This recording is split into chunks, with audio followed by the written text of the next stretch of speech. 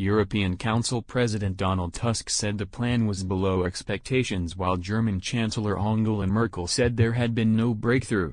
Theresa May conceded there were differences between the two sides. But the Prime Minister said those who had made their lives and homes in the UK would have their rights guaranteed.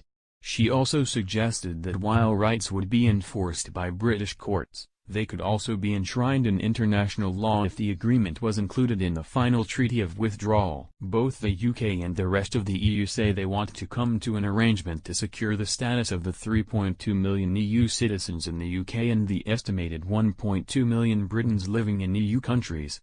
Under plans announced on Thursday by Mrs May, the UK envisages giving all EU citizens the right to stay after the UK's exit, due on March 30, 2019. And granting those resident for at least 5 years the same rights to welfare, pensions and education as UK citizens.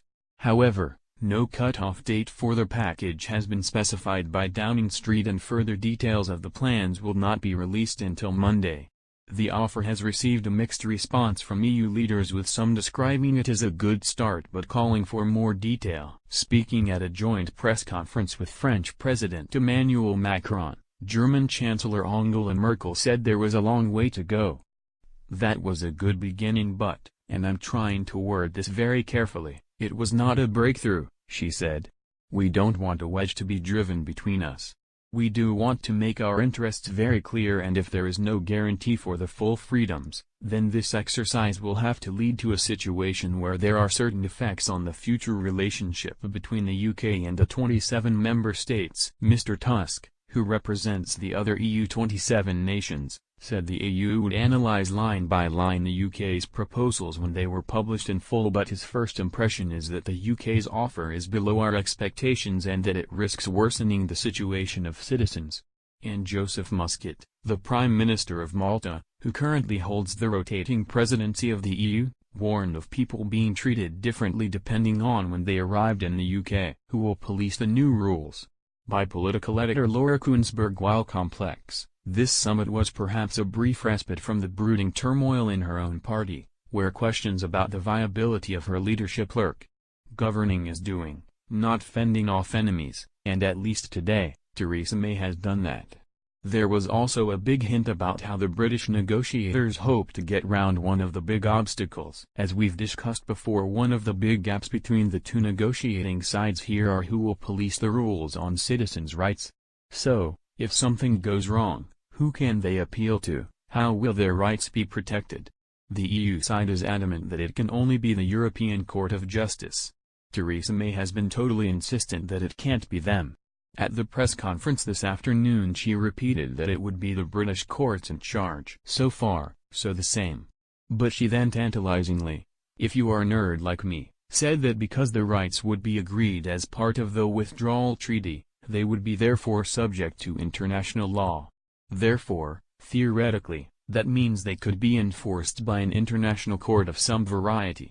Lawyers suggest that is not likely to be The Hague, but could be some kind of new organization that had British and European lawyers involved. Read more. EU nationals in the UK currently have a right to permanent residence, granted after they have lived in the UK, legally and continuously, for 5 years. The European Union has said EU citizens should continue enjoying the same rights as they do now on a lifetime basis, enforceable by the European Court of Justice. But the UK's view is that British courts should have jurisdiction as they will be enshrined in UK law. Mrs May said there had been a very positive discussion with other EU countries. She acknowledged differences over their enforcement but said she remained of the view that this is a fair and serious offer. Devil in the detail of EU citizens. EU prepares to move agencies from London. Let's be clear about what we're saying.